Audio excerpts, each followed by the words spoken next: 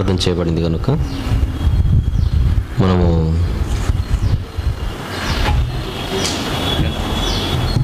నేరుగా వాక్యంలోనికి ప్రవేశిద్దాం. వేదిక మీద ఉన్నటువంటి బిషప్ ప్రభుదాస్ గారు ఒక వేదాంత విద్యను సమాజానికి అందించే ఒక డయాసిస్ ఏంటండి, ఐఎన్ఏ డయాసిస్లో బిషప్ గారు వాళ్ళు అందించేది వేదాంత విద్య. వేదాంత విద్యను థియాలజీ అని అంటారు. వేదాంత విద్యను అభ్యసించడానికి ఒక పద్ధతి ఉంటుంది, క్రమం ఉంటుంది, విధానం ఉంటుంది. జూన్లో బడులు తెరిస్తే ఏప్రిల్ వరకు దాన్ని ఒక పద్ధతి ప్రకారంగా ఆ విద్యను నేర్పిస్తారు. అది కళాశాలైనా యూనివర్సిటీలైనా దానికంటే ఒక సిలబస్ ఉంటుంది. ఉదాహరణకు బడి విద్యను చూస్తే 6 సబ్జెక్టులు ఉంటాయి. 6 సబ్జెక్టులలో భాషలకు సంబంధించి 3, ఇంగ్లీష్, హిందీ అండ్ తెలుగు. సబ్జెక్టులకు సంబంధించి 3, సోషల్, సైన్స్ అండ్ మ్యాథ్స్. ఇందులో ఒక్కొక్క సబ్జెక్ట్ని నేర్చుకోవడానికి ఒక్కొక్క విధానం అవలంబిస్తారు. బయాలజీ నేర్చుకోవాలంటే చక్కగా డ్రాయింగ్స్ ప్రాక్టీస్ చేయాలి. లాంగ్వేజ్ నేర్చుకోవాలంటే రాయడం, మాట్లాడడం, అలాగే వ్యాకరణం, వీటన్నిటిపై అవగాహన పెంచుకోవాలి. ఒక్కొక్క సబ్జెక్ట్ నేర్చుకోవడానికి ఒక్కొక్క పద్ధతి ఉంటుంది. అలాగే బైబిల్ నేర్చుకోవడానికి కూడా ఒక పద్ధతి లేకుండా మనం చదివితే, పద్ధతి లేకుండా నేర్చుకుంటే బైబిల్ అర్థం కాదు. ఎప్పుడైతే బైబిల్ అర్థం కాదో అది అపార్థం అవుతుంది. అర్థం కానప్పుడు జరిగేదేంటి? అపార్థం. అలా అపార్థము, లేఖనాలు అపార్థము చేసుకొనబడకూడదు అన్న ఉద్దేశంతోనే లేఖనాలను వివరించడానికి ఒక శాస్త్రం,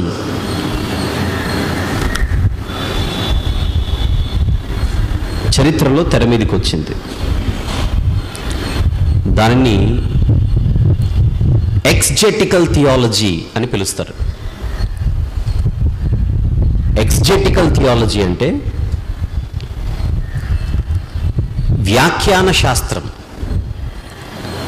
వివరణ శాస్త్రం. బిబ్లికల్ థియాలజీలో అంటే బైబిల్ వేదాంత విద్యలో ఎక్స్జెటికల్ థియాలజీ అనేది చాలా కీలకమైన విభాగం. It's a very crucial branch of Bible theology. లేఖనాలను వ్యాఖ్యానించడం, లేఖనాలను వివరించడం, ఆ వివరించడానికి ఒక పద్ధతి, ఒక క్రమం. ఒక టైలర్ గారి దగ్గరికి వెళ్ళి బట్టలు ఇస్తే ఒక పద్ధతి ప్రకారంగా ఆ వ్యక్తి ఒక కొలతలు తీసుకుంటాడు, ఆ బట్ట యొక్క మెజర్మెంట్ తీసుకుంటాడు, దాన్ని కట్ చేసే ఒక విధానం ఉంటుంది, దాన్ని కుట్టే ఒక విధానం ఉంటుంది. దాన్ని టైలరింగ్ అని అంటాం. కత్తెర ఉంది కదా అని ఎలా పడితే అలా కట్ చేస్తానంటే కుదరదు. హెయిర్ కటింగ్ సెలూన్కి వెళ్ళినా ఒక పద్ధతి ప్రకారంగా, లెక్క ప్రకారంగా, కొలతల ప్రకారంగా ఆ హెయిర్ కటింగ్ నడుస్తుంది. కత్తెర పట్టుకున్న ప్రతి ఒక్కడు కత్తిరిస్తానంటే కుదరదు. విధానం, అసలు విధానము లేని సందర్భం ఏముందో చెప్పండి ఒకసారి. వంట చేయడానికి విధానం ఉంది, వడ్డించడానికి విధానం ఉంది, తినడానికి విధానం ఉంది.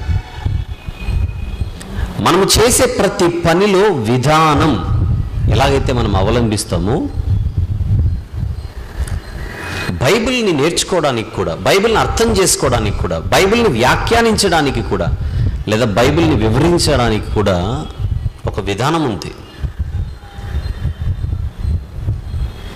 ఆ విధానాన్ని తెలియజేసేదే ఒకటి హెర్మెన్యూటిక్స్ అంటారు దీన్ని. అంటే దేని తర్వాత ఏది చేయాలి, దేని తర్వాత ఏది చేయాలి, బైబిల్ని నేర్చుకోవడానికి ఎలాంటి ప్రిన్సిపల్స్ని మనం అవలంబించాలి అని తెలియజేసే శాస్త్రమే హెర్మెన్యూటిక్స్ అని అంటారు. ఇది ఇలా చేయాలి, అలా చేయాలి, ఇది ఫార్ములా తీసుకోవాలి, ఈ సూత్రాన్ని పాటించాలి అని ప్రిన్సిపల్స్ని మనకు చూపించేదే హెర్మెన్యూటిక్స్. చూపింపబడిన ప్రిన్సిపల్స్ని అప్లై చేసేదే ఎక్స్జెటికల్ థియాలజీ. నేను 2 పేర్లు ఉపయోగించాను ఇక్కడ. ఈ 2 కూడా వ్యాఖ్యాన శాస్త్రాలే. ఎన్నో శాస్త్రాలు ఉన్నాయి కదూ ప్రపంచంలో. ఎన్నో శాస్త్రాలలో ఒక శాస్త్రం పేరు వ్యాఖ్యాన శాస్త్రం. వ్యాఖ్యాన శాస్త్రాన్ని 2 పేర్లతో పిలుస్తారు ఇంగ్లీష్లో. ఒకటి హెర్మెన్యూటిక్స్, 2 ఎక్స్జెటికల్ థియాలజీ లేదా ఎక్స్జీసిస్ అని అంటే ఇంకా బాగుంటుంది. హెర్మెన్యూటిక్స్, ఎక్స్జీసిస్, ఈ రెండిటికి తెలుగులో ఒకటే పేరు వ్యాఖ్యాన శాస్త్రం. ఈ రెండిటికి ఉన్న చిన్న తేడా ఏంటని అడిగితే ఒకే ఒక లైన్. అది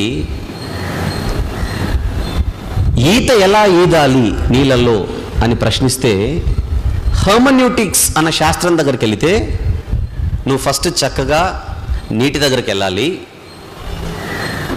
సేఫ్ సైడ్గా ఏదైనా నువ్వు వాటర్ బెల్ట్ వేసుకోవాలి, అప్పుడు దాంట్లో దిగాలి. దిగిన తర్వాత వచ్చినోళ్ళలాగా బిల్డప్ ఇవ్వకుండా ఫస్ట్ నిదానంగా దిగాలి. దిగిన తర్వాత ఒక 4-5 రోజులు ప్రాక్టీస్ చేసిన తర్వాత మొదట్లో ఈత వచ్చినోడు పక్కన ఉంటే నువ్వు బయటకు వస్తావు.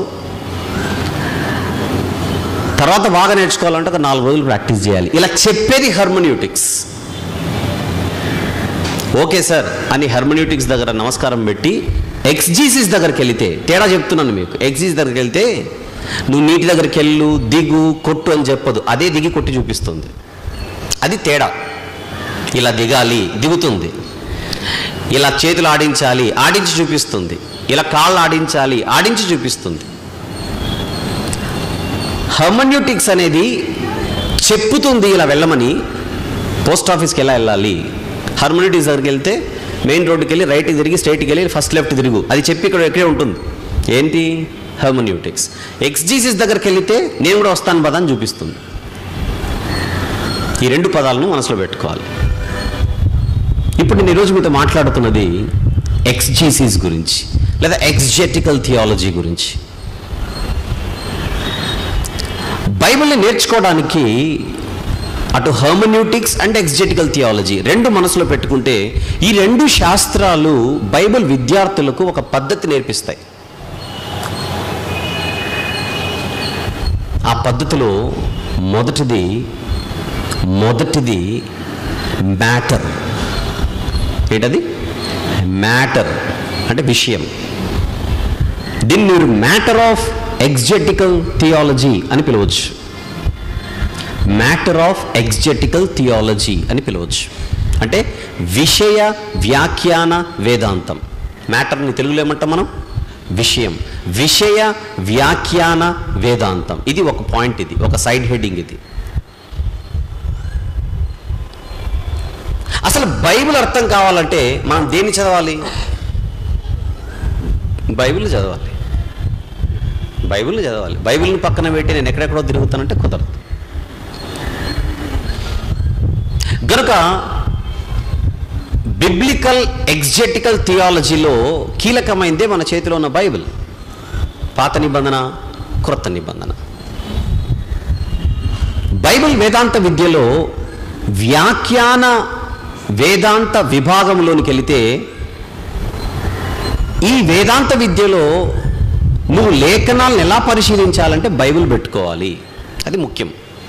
మనకు మెటీరియల్ అంతా ఇక్కడ దొరుకుతుంది. మెటీరియల్ ఎక్స్జెటికల్ థియాలజీకి సంబంధించిన మెటీరియల్ ఎక్కడ ఉంటుంది మనకు? పాత నిబంధన, క్రొత్త నిబంధన. ఇక రెండవది విధానం అంటే మేనర్ లేదా మెథడ్. ఫస్ట్ పాయింట్ మ్యాటర్ అనుకోండి, సెకండ్ పాయింట్ మెథడ్ అనుకోండి. విధానం. మొదటిది విషయ వ్యాఖ్యాన వేదాంతం అయితే రెండవది విధాన వ్యాఖ్యాన వేదాంతం. విధాన వ్యాఖ్యాన వేదాంతం. విధానం అది ఈరోజు మనం మాట్లాడుకుంటుంది. విధానం. ఈ విధానములో మనం దేనిని పరిగణలోనికి తీసుకొని బైబిల్ని మనము చదవాలి. దేనిని పరిగణలోనికి తీసుకొని బైబిల్ని మనము పఠించాలి, ఆలోచించాలి, ధ్యానించాలి అన్న ప్రశ్న వేస్తే నేను మాట్లాడుతుంది సెకండ్ పాయింట్ గురించి. ఏంటి సెకండ్ పాయింట్? అది మెథడ్ లేదా మేనర్. అందులో ఖచ్చితంగా మనం పరిగణించవలసిన మొదటి విషయం, దీనిని లింగ్విస్టిక్స్ లేదా ఫిలాలజీ అని పిలుస్తారు. లింగ్విస్టిక్స్ అన్న ఫిలాలజీ అన్న తెలుగులో భాషా శాస్త్రం లేదా శబ్దశాస్త్రం. లింగ్విస్టిక్స్ అంటే భాషా శాస్త్రం, ఫిలాలజీ అంటే శబ్దశాస్త్రం. బైబిల్ని చదివేటప్పుడు మనము భాషను చాలా ప్రాముఖ్యంగా పరిగణించాలి. భాషను మనము పరిగణించకపోతే, భాషను మనం అర్థం చేసుకోకపోతే మనకు బైబిల్ అర్థం కాదు. బైబిల్ అర్థం కాదు. అందులో వాడబడినటువంటి పదజాలం ఏంటి, ఆ పదజాలములోని భావం ఏంటి, లేదా పదజాలం యొక్క అర్థం ఏంటి, ఇది మనకు అర్థం కావాలి. ఇది మనకు అర్థం కావాలి.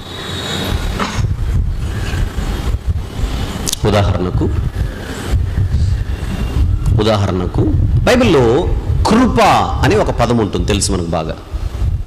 భాష గురించి మాట్లాడుతున్నాను కనుక అర్థం కావడానికి ఎగ్జాంపుల్గా ఒక పదాన్ని మనం తీసుకుంటున్నాం, కృప. కృపను కొన్ని సందర్భాలలో కటాక్షము అని కూడా అంటారు. కృపను మరొక పదంతో ఏమని వర్ణిస్తారు తెలుగులో? కటాక్షము. అయితే కృప అన్న పదము సహజంగా దేవుని గురించి మాట్లాడేటప్పుడు మనము దేవుని కృప, దేవుని కృప, దేవుని కృప అని అంటాం.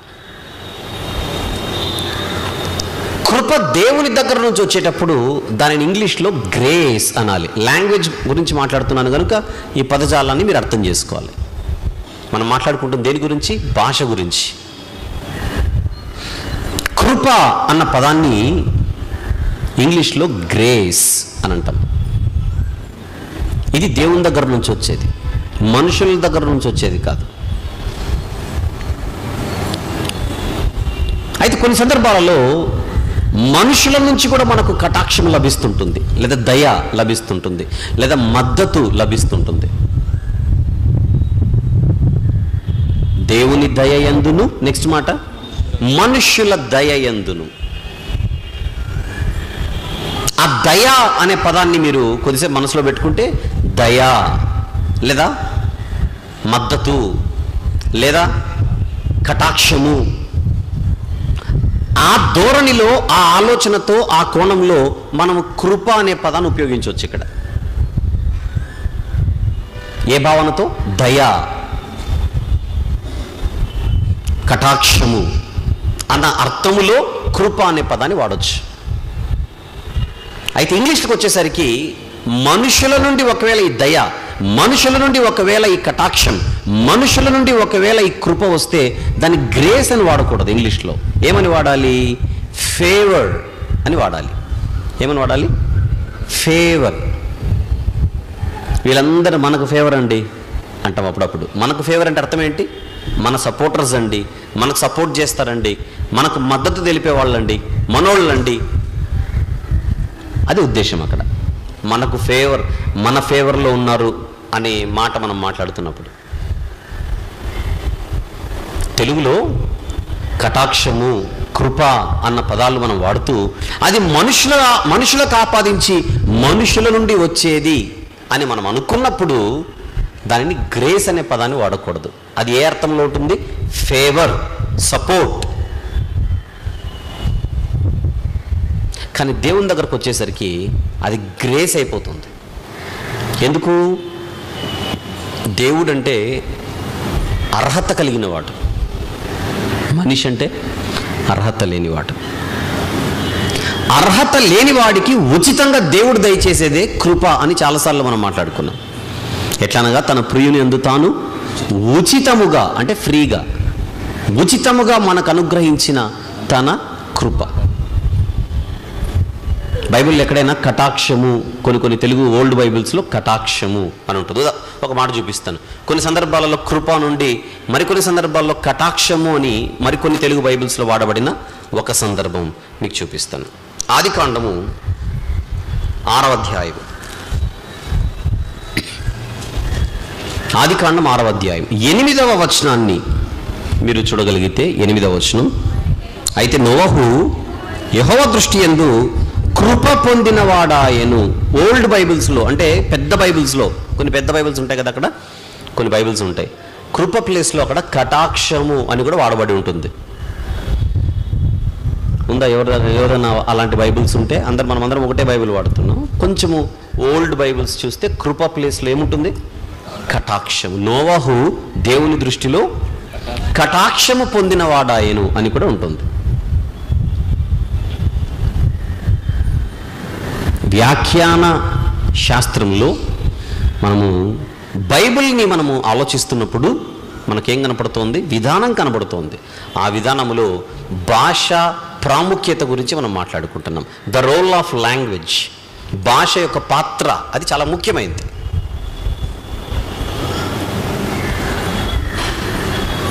అంతా మీ దయ అండి అని మనిషిని అన్నాం అనుకోండి, ఆ మనిషిని దేవుడిగా చూస్తూ అన్నట్టు కాదు. అది దేవుని దగ్గరకు వచ్చేసరికి అంతా దేవుని దయ అన్నాం అనుకోండి, ఆ భావన, ఆ ఉద్దేశం, ఆ ఫీలింగ్ వేరు.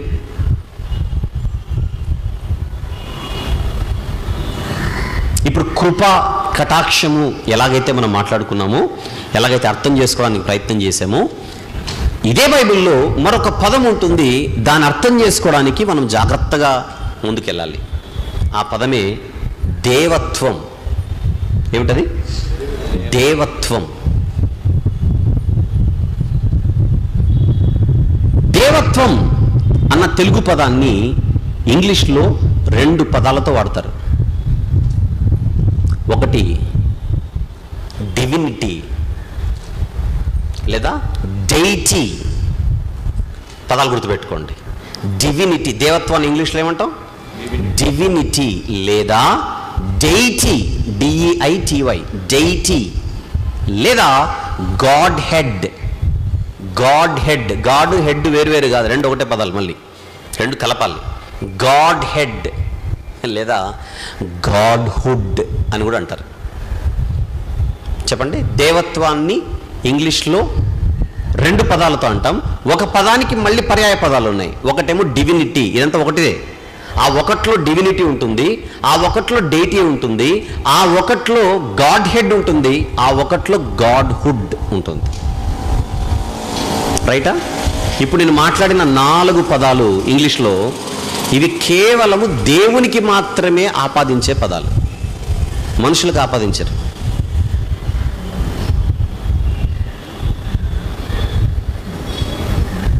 రోమా చక్రవర్తులు, కైసరులు అని ఎవరైతే ఉండేవారో వాళ్ళు వారిని వారు దేవుళ్ళుగా ప్రకటించుకున్నారు. ఎప్పుడైతే వాళ్ళ సామ్రాజ్యం స్థిరపరచబడిందో, వాళ్ళు ఒక ఆజ్ఞ జారీ చేసి, మీరు ఖచ్చితంగా మాకు పూజించాలి, ఖచ్చితంగా మాకు మొక్కాలని రోమా చక్రవర్తులు వారిని వారు ప్రకటించుకున్నారు. అంటే వారిని వారు డెయిటీస్గా ప్రకటించుకున్నారు. దేనిగా? డెయిటీస్గా, అంటే దేవుళ్ళుగా ప్రకటించుకున్నారు. చెప్పండి, దేవత్వము అన్న తెలుగు పదాన్ని ఇంగ్లీష్లో ఏమంటాం? Divinity, deity, godhead, godhood. ఈ 4 ఎవరికి వర్తించేవి? దేవునికి, పూజార్హుడికి, స్తోత్రార్హుడికి వర్తించేవి. అయితే ఇదే దేవత్వాన్ని మరొక పదము కూడా ఇంగ్లీష్లో వర్ణిస్తారు. అది మనుషులకు అప్లై అవుతుంది. దాన్ని గాడ్లీనెస్ అంటారు. ఏమంటారు దాన్ని? గాడ్లీనెస్. ఒక మనిషి చక్కగా, భక్తిగా, ఎటువంటి హింసలకు వెళ్లకుండా 24 గంటలు దేవుడు, ఏ మతమైనా కానివ్వండి, దేవుడు దేవుడు దేవుడు అని జపం చేస్తూ, భక్తి భక్తి భక్తి అన్న భావనలతో 10 మంది చేత మంచి అనిపించుకొని, చూడగానే నిజంగా అతను దైవజనుడురా, అని అనిపించే ఒక ఫీలింగ్ కలిగే ఒక పరిస్థితి ఒక మనిషిలో ఉన్నప్పుడు ఆ మనిషిలో ఏం చూసి మనం అతనికి ఆ సర్టిఫికెట్ ఇస్తున్నాం? ఆ మనిషిలో ఉండే ఒక తత్వాన్ని చూసి. ఏమిటది? భక్తి. భక్తికి మరొక పర్యాయ పదం ఉంది, దేవత్వం.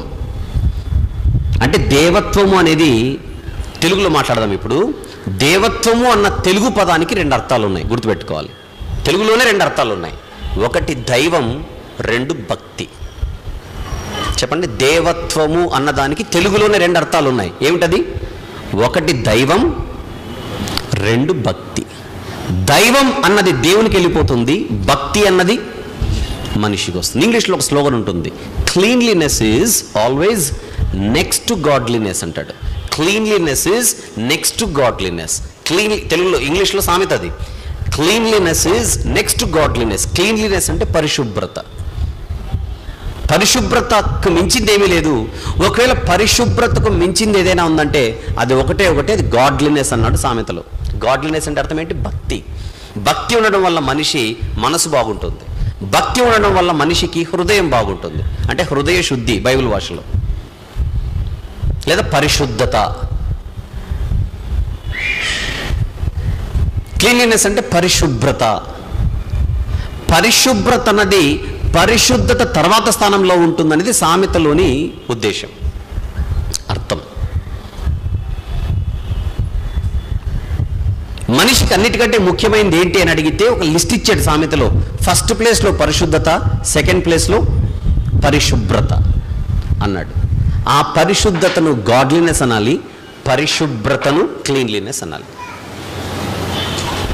దేవుడు పరిశుద్ధుడా? ఎస్.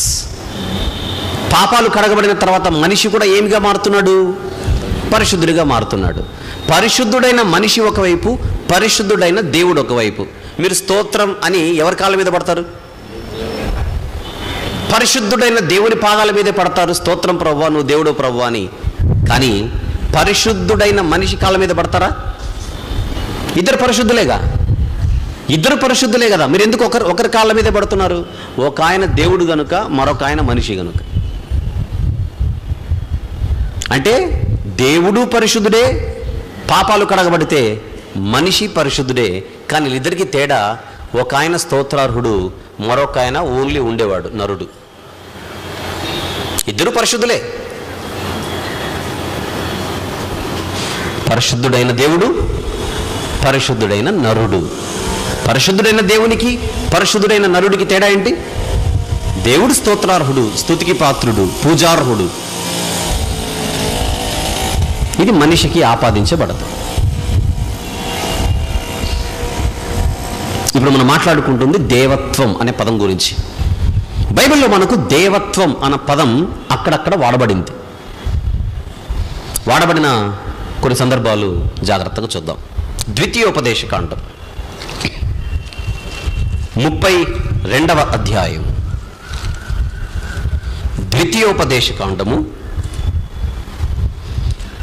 32వ అధ్యాయం 17వ వచనం చూద్దాం ఒకసారి. 17. వారు దేవత్వము లేని దయ్యములకు,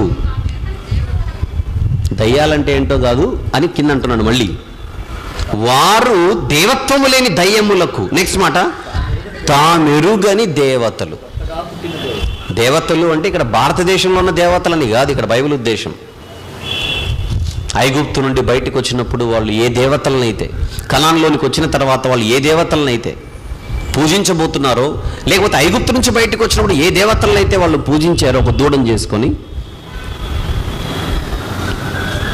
బైబిల్లో దేవతలు అనగానే భారతదేశంలో ఉన్న దేవతల గురించి మాట్లాడుతున్నారని వెంటనే దాన్ని రచ్చ చేయకూడదు. బైబిల్లో చెప్పబడిన పాత నిబంధనల చరిత్ర అంతా, కొత్త నిబంధన చరిత్ర అంతా ఆ ఇశ్రాయేలు తిరిగిన దేశాలలో ఉన్నటువంటి పరిస్థితులను తెలియజేస్తూ వివరిస్తున్నటువంటి చరిత్ర అది. వారు దేవత్వము లేని దయ్యములకు, తామెరుగని దేవతలకు, క్రొత్తగా పుట్టిన దేవతలకు, తమ పితరులు భయపడని దేవతలకు బలి అర్పించిరి. ఎందుకని బలి అర్పించిరి? ఎందుకని బలి అర్పించిరి? అబ్రహాము, ఇస్సాకు, యాకోబులు ఇలాంటి పితరులు ఎవరైతే ఉన్నారో వాళ్ళు ఏ జీవము గల దేవుణ్ణైతే దేవుడు దేవత్వము కలిగిన వాడు అని అనుకొని పూజించారో ఆ దేవుణ్ణి పక్కన పెట్టి ఇతర దేవతలలో వారు ఏముందని చెప్పి బలులు అర్పించారు? ఏముందని చెప్పి బలులు అర్పించారు? దేవత్వం ఉందని. దేవత్వం ఉన్నది అని అంటే వాళ్ళ ఉద్దేశం ఏంటి? దైవాలు అని. దేవత్వము ఉన్నది అంటే వాళ్ళ ఉద్దేశం ఏంటి? దైవాలు అని. ఇప్పుడు ఇంగ్లీష్లో ఇక్కడ మనకు దేవత్వం అనే పదం ఉంది కదూ, ఉందా పదం అక్కడ? దేవత్వం అనే పదం ఉంది కదూ. దేవత్వం అన్న పదానికి ఇంగ్లీష్లో ఏముందో నేను చదువుతున్నాను, చదవాలిగా. మరి మనం మాట్లాడుకుంటుంది దేని గురించి? ఫిలాలజీ గురించి కదా. ఎగ్జెటికల్ థియాలజీలో దేని గురించి మాట్లాడుకుంటున్నాం మనం? భాషా శాస్త్రం గురించి మనం మాట్లాడుకుంటున్నాం. ద్వితీయోపదేశకాండము 32వ అధ్యాయము మనం మాట్లాడుకుంటోంది. 17వ వచనంలో ఏముందో నేను చదువుతున్నాను. తెలుగులో ఏముంది అక్కడ? వారు దేవత్వము లేని దయ్యములకు, దేవత్వము అన్నదాన్ని ఇంగ్లీష్కి వచ్చేసరికి ఏముందో నేను చదువుతున్నాను. They sacrifice to false gods which are not god, which are not god. False gods which are not god అంటే దేవత్వము లేని దయ్యములకు అని తెలుగులో అంటే, ఇంగ్లీష్కి వచ్చేసరికి దైవము కాని దేవతలు, దేవుడు కాని దైవతలు. అందుకే చదివాను అక్కడ. గాడ్ 17వ వచనంలో ఏముంది అక్కడ? They sacrifice to false gods which are not God. దేవత్వము అంటే భక్తని కాదు, దేవత్వం అంటే తత్వం అనే కాదు. దేవత్వము అన్న తెలుగు పదం దైవం అన్న పదానికి పర్యాయ పదంగా వాడబడింది బైబిల్లో కొన్ని చోట్ల. మీకు విషయం చెప్తాను. మానవత్వం అంటాం జనరల్గా. మానవత్వం అంటే మనిషిగా పుట్టినందుకు ఆ మనసు, ఒరే మనిషిరా నువ్వు మానవత్వం ఉండాలిరా అంటాం. మానవత్వం అంటే అర్థం ఏంటి? మనస్సాక్షి అనేది ఒకటి ఉండాలి మనిషిన తర్వాత. కడుపుకు అన్నమే తింటున్నావు కదా అని రకరకాల మాటలు మాట్లాడతాం. మానవత్వానికి మాతృత్వానికి చిన్న తేడా ఉంది పదజాలంలో. మాతృత్వం అంటే అర్థం ఏంటి? అందరు స్త్రీలు మాతృత్వం కలిగిన వారు కాదు, తల్లులైన వారే మాతృత్వం కలిగిన వారు. అంతేనా? ఎప్పుడైతే ఒక స్త్రీ తల్లి అవుతుందో ఆవిడ ఏ దశలోనికి ప్రవేశిస్తున్నట్టు తన జీవితంలో? మాతృత్వ దశ. దాని ఇంగ్లీష్లో మదర్హుడ్ అని అంటాం. పితృత్వము అని అంటాం తెలుగులో. పితృత్వం అంటే అర్థం ఏంటి? తండ్రి అవ్వడం. దాన్ని ఫాదర్హుడ్ అని అంటాం. నా చిన్నతనంలో నుండి బాల్య ఆడుకునే వాళ్ళమండి ఈ గ్రౌండ్లో. చిన్నతనం, బాల్యం, ఇంగ్లీష్లో ఏమంటారు? చైల్డ్హుడ్. చూసారా మనిషి జీవితంలో దశలు ఉన్నాయా? బాల్యాన్ని ఏమంటున్నాం? చైల్డ్హుడ్. పితృత్వ దశ ఏమంటున్నాం? ఫాదర్హుడ్. ఒక మనిషి ఎప్పుడైతే ఫాదర్హుడ్ అనే దశలోనికి ప్రవేశిస్తాడో, తండ్రిగా ఎప్పుడైతే తన జీవితంలో ప్రవేశిస్తాడో, అప్పుడు ఆ వ్యక్తి ఒక స్టేజ్లో ఉన్నాడు. ఏ స్టేజ్ అది? నాన్న, తండ్రి అనే దశ. దాన్ని పితృత్వ దశ అని అంటాం. స్త్రీలకైతే మాతృత్వ దశ అని అంటాం.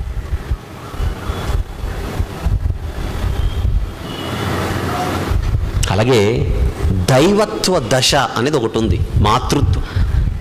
మాతృత్వ దశ, పితృత్వ దశ, నెక్స్ట్ దైవత్వ దశ.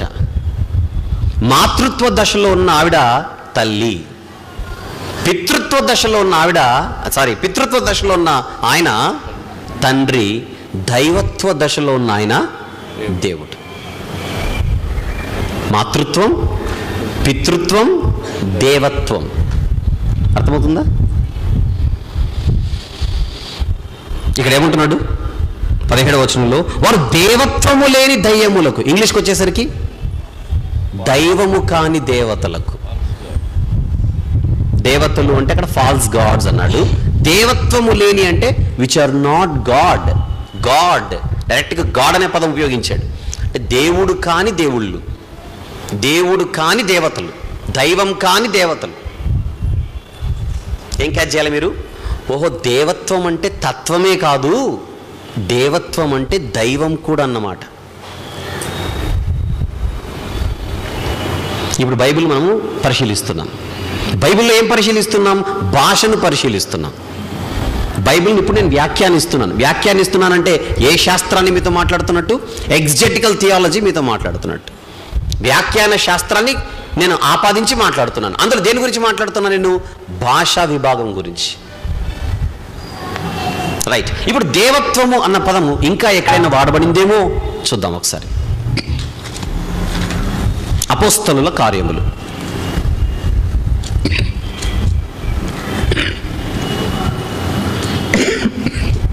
17వ అధ్యాయం, క్షమించండి, అపోస్తలుల కార్యములు 17వ అధ్యాయం 29వ వచనం చూద్దాం ఒకసారి. 29 బాగా చూద్దాం, అందరూ చూడాలి. కాబట్టి మనము దేవుని సంతానమై ఉండి, ఎవరి సంతానమై ఉండి? రైట్, దేవుని సంతానమై ఉండి మనుష్యుల చమత్కార కల్పనల వలన మల్చబడిన బంగారమునైనను వెండినైనను రాతినైనను దేవత్వము పోలి ఉన్నదని తలంచకూడదు. ఏంటి పౌలు గారి ఉద్దేశం ఇక్కడ? ఎథెన్స్ పట్టణస్థులతో ఈ మాట చెప్పడంలో పౌలు గారి ఉద్దేశం ఏంటో మీరు గ్రహించండి, ఒకసారి ఆలోచించండి. ఎథెన్స్ పట్టణం దేంతో నిండిపోయింది? విగ్రహాలతో నిండిపోయింది, అవునా కదా? ఎక్కడ? 16వ వచనం, 17వ అధ్యాయం 16వ వచనం. పౌలు ఎథెన్స్లో వారి కొరకు కనిపెట్టుకుని ఉండగా ఆ పట్టణము విగ్రహములతో నిండి ఉండటం చూచినందున అతని ఆత్మ పరితాపము పట్టలేకపోయింది. అంటే విగ్రహాలనే వాళ్ళు ఏమనుకుంటున్నారు? దేవుళ్ళు. ఏ విగ్రహాలు? బంగారు విగ్రహాలు, వెండి విగ్రహాలు, రాతి విగ్రహాలు.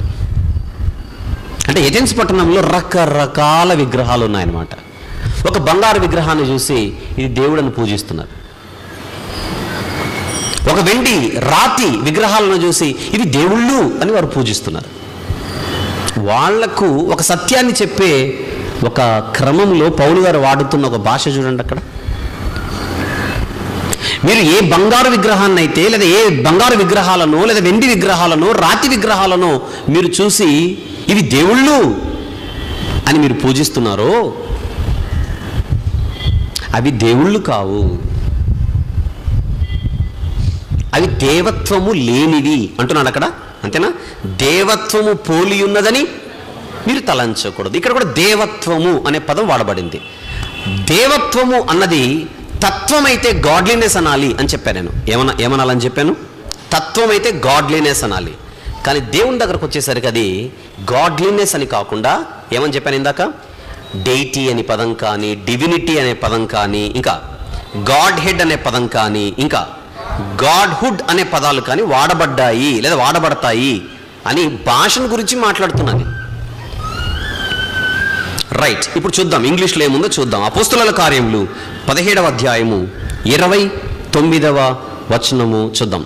Therefore since we are god's offspring, మనం దేవుని సంతానమై ఉన్నాము గనుక we should not think that divine being is like gold or silver or stone. Divine being అంటే దైవం.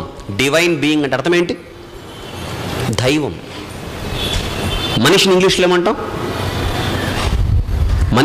ఏమంటాం? Human being. ఏమంటాం మనిషిని? Human being. హ్యూమన్స్ అంటే మనుషులు కదా.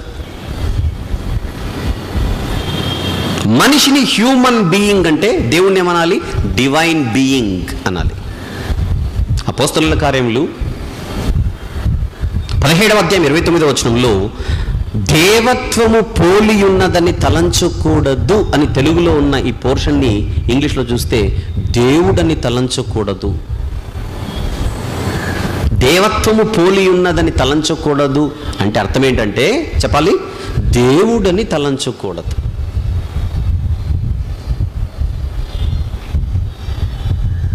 విగ్రహాలను చూసి దేవుళ్ళు అనుకుంటున్నారు, అవి దేవుళ్ళు కావు. మీరు దేవుళ్ళు దేవతలని దాన్ని తలంచకండి. సృష్టిని సృష్టించిన వాడే దేవుడు అని చెబుతున్నాడు పౌలు గారు. ఇప్పుడు మనం అపోస్తలుల కార్యంలో 17వ అధ్యాయంలో ఎథెన్స్ పట్టణంలో పౌలు గారు ఏం బోధించాడు అనేది కాదు మన పాయింట్. ఇక్కడ ఒక పదం కోసం వస్తున్నాం. ఏమిటి ఆ పదం? అది దేవత్వం. ఆ పాయింట్ మీద ఉండండి. భాష గురించి మాట్లాడుతున్నాం కనుక దేవత్వానికి తెలుగులోనే 2 అర్థాలు ఉన్నాయి. ఒకటి భక్తి లేదా భక్తి గల మనసు, అంతేనా? పవిత్రత కలిగిన మనసు, పరిశుద్ధత కలిగిన మనసు, అది ఒక భాగం. ఇంకొకటి ఏంటి? ఏకంగా దేవత్వం ఈజ్ నథింగ్ బట్ దైవం. ఇంకా ఈ పదం ఎక్కడైనా వాడబడిందేమో చూడగలిగితే రోమీయులకు వ్రాసిన పత్రిక,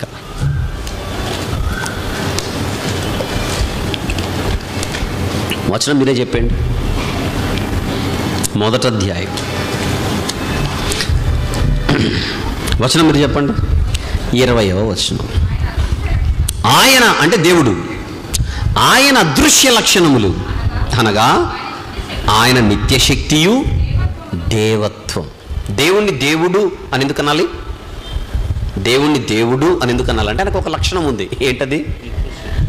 దేవత్వము. అంటే దేవుడు అని అనిపించుకోవడానికి ఉండాల్సిన అన్ని లక్షణాలు ఆయనకున్నాయి కనుకనే దేవుడు. అంతేనా? దేవత్వం అంటే అర్థం ఏంటి? ఆయనను దేవుడు అని అనడానికి ఏ తత్వం అయితే ఆయనకు ఉండాలో, ఏ లక్షణం అయితే ఆయనకు ఉండాలో, ఏ లక్షణాన్ని బట్టి ఆయనను దేవుడు అని మనం పిలుస్తున్నామో దాన్నే మనం దేవత్వం అని అంటున్నాం. ఇప్పుడు దీన్ని ఇంగ్లీష్లో ఏమన్నాడో కూడా నేను చదవాలిగా. పొరపాటున గాడ్లీనెస్ అన్నాడా? రోమపత్రిక 1వ అధ్యాయము 20వ వచనం. For since the creation of the world, God's invisible qualities, ఆ ఇన్విజిబుల్ క్వాలిటీస్ ఏంటని అడిగితే His eternal power and divine nature. ఏంటడా? Divine nature. ఇందాక చెప్పాను, పాపాలు కడగబడితే మనిషి పరిశుద్ధుడు అవుతాడు. దేవుడు మాత్రం పక్కన ఎల్లప్పుడూ పరిశుద్ధుడిగా ఉన్నాడు. ఇద్దరు పరిశుద్ధులే కదా, ఇద్దరిని పూజించడానికి కుదరదు. ఒకరే పూజార్హులు. భక్తి అన్నది ఒక మనిషిలో ఉంటే ఆ మనిషి దేవత్వము కలిగిన వాడు, అంటే దేవుని తత్వంలోనికి వచ్చినవాడు. అన్నంత మాత్రాన ఆ వ్యక్తి పూజార్హుడు కాలేడు. కానీ పక్కన దేవుడు మాత్రం దేవత్వము కలిగిన పూజార్హుడు. Because he is deity. అది point. Man can never become deity. మనిషి ఎప్పటికీ డెయిటీ కాలేడు. మనిషి ఎప్పుడు కూడా గాడ్హుడ్లోనికి రాలేడు. అంటే దైవత్వ దశ అనేది ఒకటి ఉంది, పూజార్హుడు అని అనిపించుకునే దశ ఒకటి ఉంది, స్తోత్రార్హుడు అని అనిపించుకునే ఒక దశ ఉంది. ఏ మనిషి కూడా ఆ జోన్లోకి వెళ్ళలేడు. ఇక నువ్వు ఎంత కొట్టుకున్నా, పరిశుద్ధత విషయంలో దేవుడు నీకు 100కు 100 మార్కులు వేసినా నువ్వు బార్డర్ బయటే ఉంటావు కానీ బార్డర్ లోపలికి రాలేవు. బార్డర్ లోపల ఉండడానికి బార్డర్ బయట ఉండడానికి తేడా ఏంటి? బార్డర్ లోపల ఉన్న వాళ్ళు పూజార్హులు.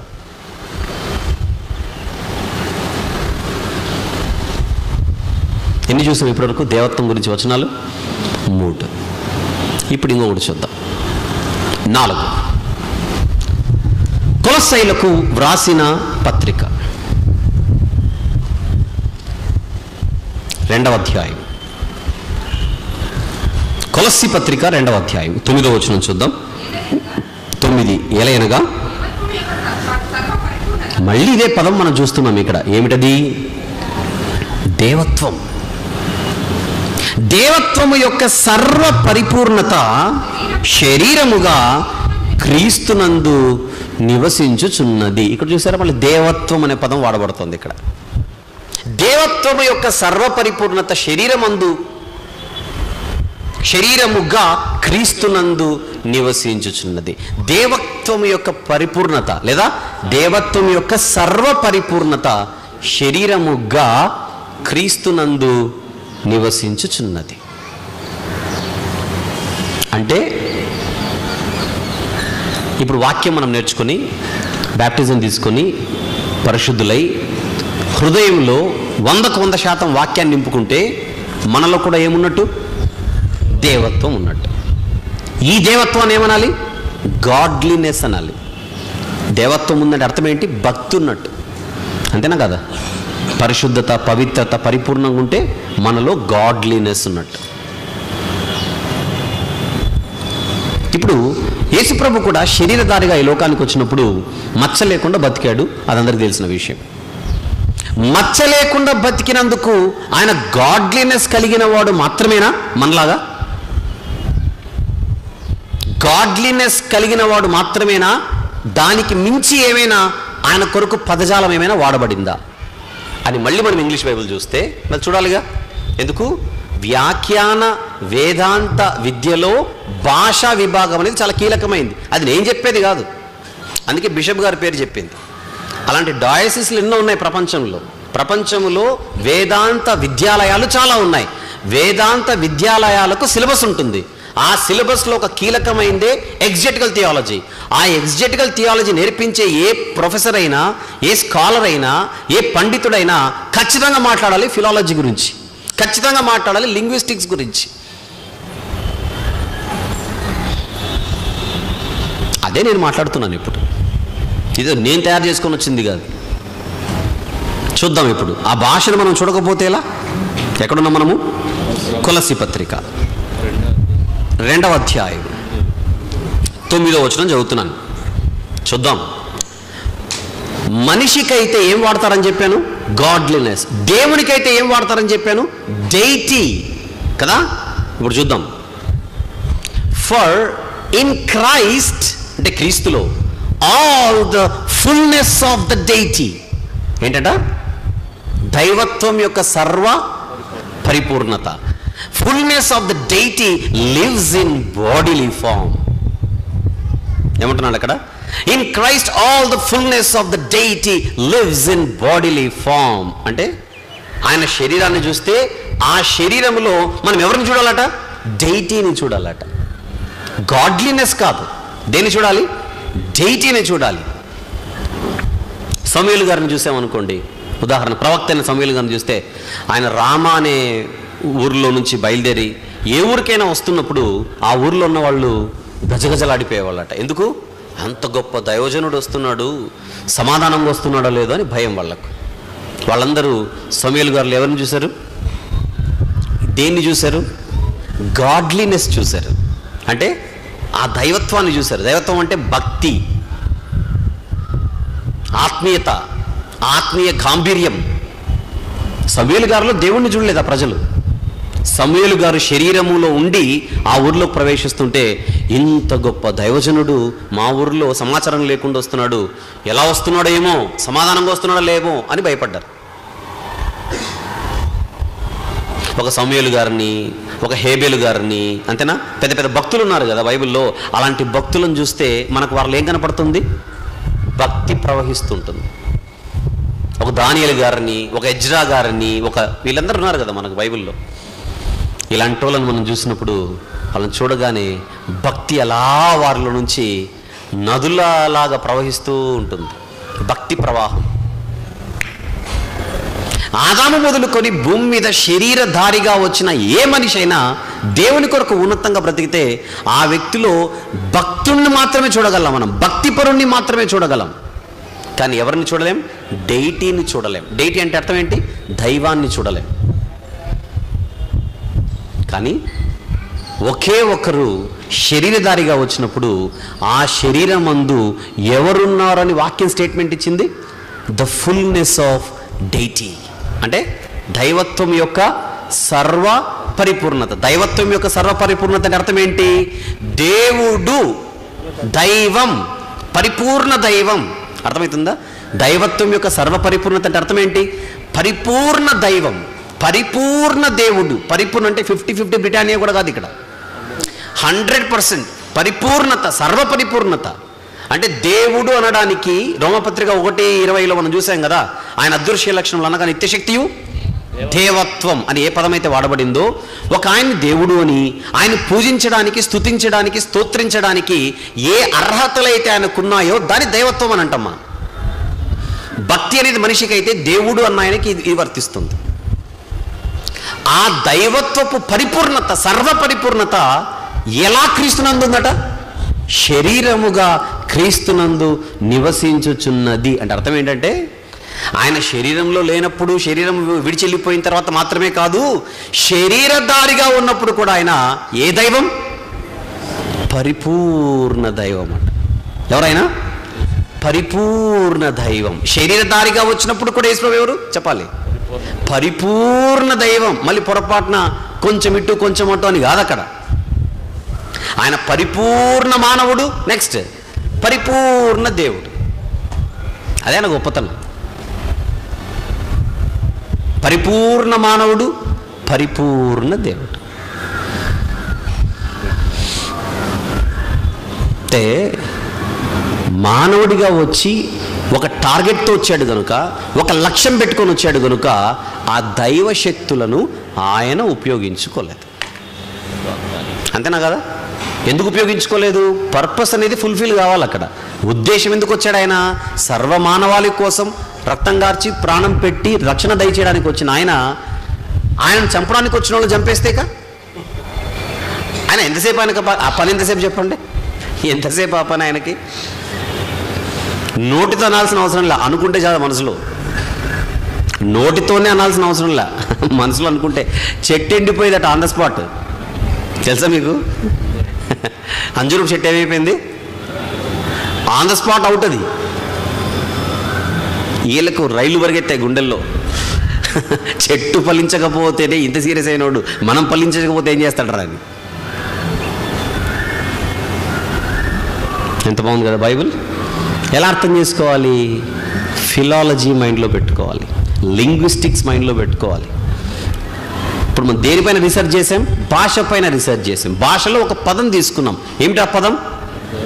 దేవత్వం. అసలు దేవత్వాన్ని ఏమంటున్నాడు? దేవత్వాన్ని ఏమనాలి? ఒక నిఘంటువు ఏం చెబుతోంది? ఒక డిక్షనరీ దగ్గరికి వెళితే దేవత్వానికి ఇచ్చినటువంటి పదజాలాలు ఏంటి? దాన్ని రీసెర్చ్ అని అంటారు. అదే పరిశోధన అంటే.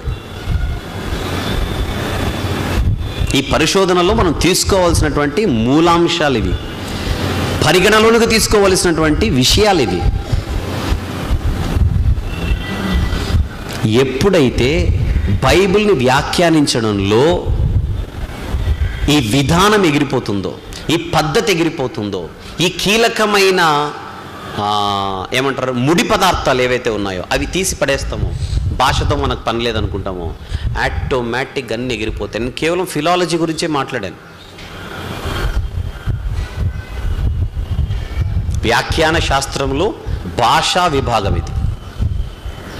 వ్యాఖ్యాన విధాన శాస్త్రములో భాషా విభాగం ఇది. అసలు భాషా విభాగం మాత్రమే కాకుండా ఇంకా ఎలాంటి విభాగాలు ఉంటాయి అని ఒకవేళ మీరు అడిగితే ఇలాంటివి చాలా ఉంటాయి. బికాజ్ బైబిల్ రాయబడినప్పుడు ఈ బైబిల్లోని 66 పుస్తకాలు ఒకే కాలంలో రాయబడినవి కాదు, ఆయా కాలంలో రాయబడిన పుస్తకాలు. మరి బైబిల్ చదివేటప్పుడు ఏ కాలంలో రాయబడిందో, ఆ కాల స్థితిగతులేంటో, ఆ కాల పరిస్థితులేంటో కూడా మనం మనసులో పెట్టుకోవాలి.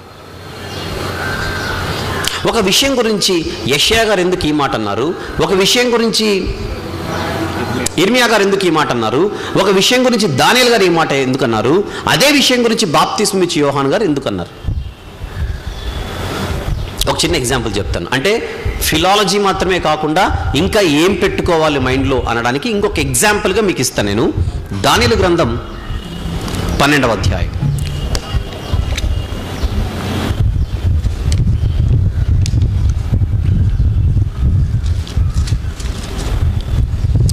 దానియేలు గ్రంథము 12వ అధ్యాయం 4వ వచనం చూద్దాం ఒకసారి. దానియేలు, నీవు ఈ నీవు ఈ మాటలను మరుగు చేసి అంత్యకాలము వరకు ఈ గ్రంథమును ముద్రింపుము. 9వ వచనం చూద్దాం. 9వ వచనం, అతడు ఈ సంగతులు అంత్యకాలము వరకు మరుగుగా ఉండునట్లు ముద్రింపబడినవి. అంటే దానియేలు గారి కాలానికి ఒక కాలం గురించి మాట్లాడుతున్నాడు. భవిష్యత్తులో ఒక కాలం వస్తుంది, అది అంత్యకాలం. దేన్ని సూచిస్తున్నాయి ఇవన్నీ? యేసుప్రభు వచ్చే కాలం గురించి మాట్లాడుతున్నాయి ఇవన్నీ. మొదటి రాకడ, మళ్ళీ రెండో రాకడ అనుకుంటారు. యేసుప్రభు యొక్క మొదటి రాకడకు సంబంధించిన ప్రవచనాలు అవి. అంటే చాలా టైం ఉంది దానియేలు, నువ్వు తొందరపడకు. ఎందుకంటే దానియేలు అడుగుతున్నారు ఇవి ఎప్పుడు జరుగుతాయి ఏంటి అవి అని అడిగితే, ఇంకా టైం ఉంది, హరి ఏం లేదు, వరి కూడా లేదు, నువ్వు సైలెంట్ అయిపో, రాయమన్నా నువ్వు రాయి, ముద్రించమన్నా నువ్వు ముద్రించు, బుక్ క్లోజ్ చేసి నువ్వు ఇంటికి వెళ్ళి పడుకో. కానీ అంత్యకాలం అనేది ఒకటి ఉంది, ఆ కాలాన్ని ఇవన్నీ చోటు చేసుకుంటే. దానియేలు గ్రంథంలోనే కదా ఆ రాజుల దినములలో దేవుడు ఒక రాజ్యంను స్థాపించును ఇవన్నీ మాట్లాడేది. ఇప్పుడు బాప్తిస్మం ఇచ్చే యోహాను గారు ఏమంటున్నారో చూద్దాం ఒకసారి. మత్తయి సువార్త 3వ అధ్యాయం. చెప్పాల్సిన అవసరం లేదు కదా, చాలామంది ప్రవక్తల రాజ్యం గురించి మాట్లాడారు. ఎగ్జాంపుల్గా దానియేలు గారిని తీసుకున్నాను నేను. మత్తయి సువార్త 3వ అధ్యాయం 1వ వచనం చూద్దాం ఒకసారి.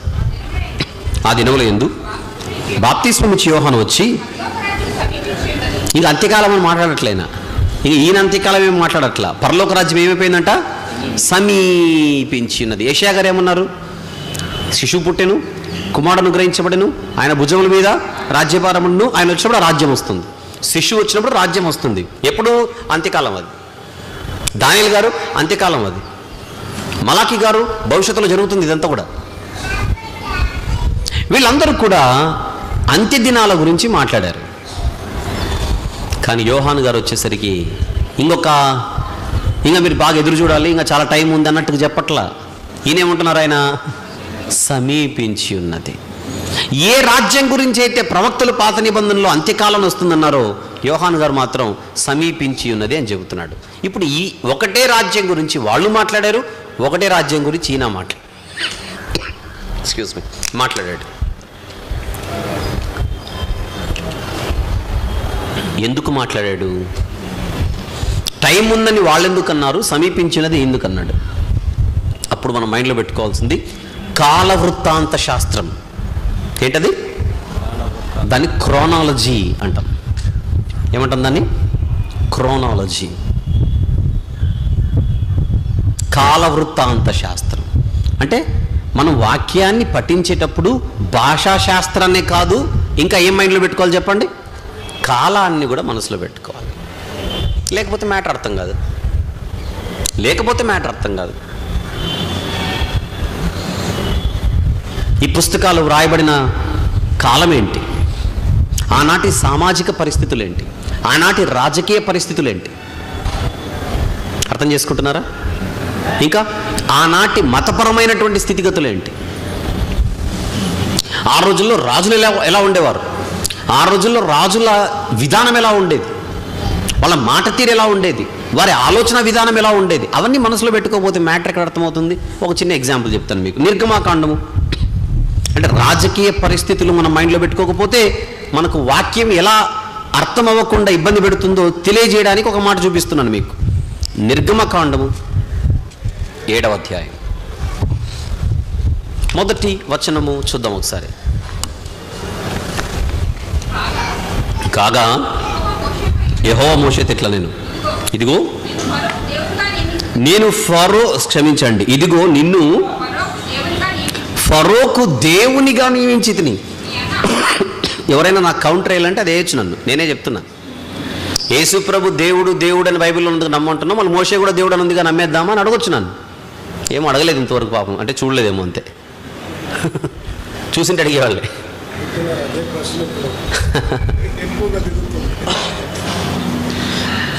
అందుకే నేనే ఎత్తాను.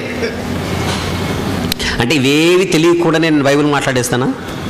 ఇవి తెలియకుండా నేను నిలబడతానా? చూడండి 7వ అధ్యాయం 1వ వచనం. ఇదిగో నిన్ను ఫరోకు దేవునిగా నియమించి తిని అనుందా? ఎవరిని దేవునిగా నియమించారట యెహోవా దేవుడు? మోషేని దేవునిగా నియమించారట. ఎవరికి? ఫరోకి. ఫరోకే. మళ్ళీ ఫరోకే వాళ్ళ ఆవిడకు కూడా కాదు, వాళ్ళ కొడుకు కూడా కాదు, వాళ్ళ ఇంట్లో వాళ్ళకి కాదు, వాళ్ళ అంతఃపురంలో ఉన్న వాళ్ళకి కాదు, సైన్యానికి కాదు, ఎవరికి కాదు. ఫరోకే ఎందుకు? అది అర్థం కావాలంటే ఇందాక అదే చెప్పింది, ఆనాటి రాజకీయ పరిస్థితులు నీకు తెలియాలి, పొలిటికల్ కండిషన్స్. ఈ ఫరో అనేవాడు బుద్ధి ఏంటి, ఫరో అనేవాడి ఆలోచనలు ఏంటి, ఫరో అనేవాడు వాడి గురించి వాడు ఎలా ఫీల్ అవుతుంటాడు. 7వ అధ్యాయంలో ఫరోకి మోషేని దేవుడిగా నియమించాడట దేవుడు. ఎందుకు నియమించాడు? ఫరోకే ఎందుకు నియమించాడు తెలియాలంటే ఫరో అనేవాడి మైండ్ తెలియాలి మనకు. వీడి మైండ్ ఏంటో తెలుసుకోవడానికి 5వ అధ్యాయానికి వద్దాం. నిర్గమకాండం 5వ అధ్యాయం 2వ వచనం చూద్దాం. ఫరో నేను అతని మాట విని, అతనంటే ఎవరు? ఇక్కడ యెహోవా దేవుని గురించి మాట్లాడుతున్నాడు. అతని మాట విని ఇశ్రాయేలీయులను పోనిచ్చుటకు యెహోవా ఎవడు అని దేవుణ్ణి ప్రశ్నిస్తున్న తలబిరుసు పొగరుబోతుతనము ఫుల్గా నెత్తికెక్కినటువంటి వాడే ఫరో. దేవుణ్ణే లెక్క చేయకుండా మాట్లాడుతున్నాడంటే ఇంతకు వీడు ఏమని ఫీల్ అవుతున్నాడు? ఈ ఐగుప్తీయులకు దేవుడు అనేవాడు ఎవడు లేడు, ఉంటే నేనే. పరోక్షంగా గుర్తుపెట్టుకోండి, ప్రాచీన కాలంలో పాలకులు వారిని వాళ్ళు దేవుళ్ళుగా వాళ్ళు ప్రజల ముందు ప్రొజెక్ట్ చేసుకునే ప్రయత్నాలు చేసేవాళ్ళు. ఎప్పుడు గుర్తుపెట్టుకోవాలి, పాలకులు ఎప్పుడు ప్రజల గుండెల్లో నిద్రపోవాలని, ప్రజల చేత ఏమిగా వాళ్ళు పరిగణించబడాలని ఆశించే వాళ్ళు. చెప్పండి, అప్పటి కాలం ఏంది? ఇప్పటికదే కదా. ఈరోజు ఇప్పుడు ప్రజెంట్ బతికున్న నాయకుల గురించి యూట్యూబుల్లో కానీ పేపర్లలో కానీ మీరు చూస్తే ఆయన అభిమానులు ఈయన ఏమని పిలుస్తుంటారు? నువ్వు దేవుడు స్వామి, నువ్వు దేవుడు స్వామి. దేనికి దేవుడు అంటే ఒక చంటిబిడ్డను ఎత్తుకున్నాడంట ఒకరోజు. అంత హోదాలో ఉన్న ఆయన చంటిబిడ్డను ఎత్తుకున్నాడు. నిజంగా స్వామి నువ్వు దేవుడు స్వామి అంటున్నారా లేదా చెప్పండి? నాయకులను దేవుళ్ళు చేస్తున్న సమాజం ఇది. ఇంత ఆధునిక ప్రపంచంలో ఈరోజు మూఢనమ్మకాలను తరిమి కొట్టాలన్న నినాదాలతో ఉద్యమాలు కూడా నడుస్తున్న ఈ తరుణంలో కూడా నాయకులను, నటులను, దేవుళ్లను, దేవతలను చేసుకొని బతుకుతున్న ఈ సమాజంలో ఇప్పటికీ మీరు ఎంతో చూసారో నాకు తెలియదు కానీ హైదరాబాద్ ఇంకొక సుమారు ఒక 80 నుంచి 100 కిలోమీటర్లు ఉందనగా, ఇప్పుడు మీరు ఇక్కడ నుంచి హైవేలో వెళ్తే విజయవాడ నుంచి హైదరాబాద్ వెళ్ళేటప్పుడు హైదరాబాద్ ఇంకొక 80 కిలోమీటర్ల దూరం ఉందనగా, పోనీ ఒక 80 నుంచి 100 కిలోమీటర్ల దూరం ఉందనగా మీకు ఎడమ వైపున ఒక గుడి వస్తుంది. తెలుసా ఎవరి గుడి అది? గాంధీ గుడి. అడ్రస్ చెప్పాను ఇప్పుడు. గాంధీ గుడి, ఆ గుడి పేరే గాంధీ గుడి. చూడండి, ఎప్పుడైనా మీరు ఇక్కడ నుంచి వెళ్ళేటప్పుడు నార్కెట్పల్లి అని తగులుతుంది. నార్కెట్పల్లి దాటిన తర్వాత చిట్యాల అని వస్తుంది. చిట్యాల దాటిన వెంటనే 5 నిమిషాల్లోగా మీకు ఎడమవైపు ఒక గుడి వస్తుంది. ఆ గుడిలో విగ్రహం ఎవరిది? గాంధీ గారిది. మంచి పెద్ద స్థలంలో పెద్ద గుడి కట్టి హైవేలో బోర్డు నాటింటాడు, మహాత్మా గాంధీ గుడి దాని పేరు. అనగనగా కాదు, అనుకున్నా, అందుకే అడ్రస్ చెప్పింది. ఏం చేస్తుంది ప్రపంచం? మనుషులను కాస్త పూజ్యులుగా, పూజార్హులుగా.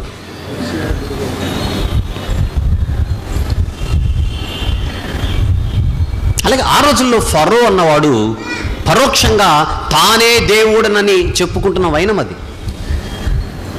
ఇశ్రాయేలును పొందించుటకు అతని మాట విని ఇంతకు యెహోవా ఎవడు అనేసరికి దేవుడు దాన్ని టేకప్ చేశాడు. నేను ఎవడు అన్నావుగా, ముందు ఆయన్ని దాటు. ఎవరిని? మోషేని దాటు. అప్పుడప్పుడు అంటాం కదా, అంటే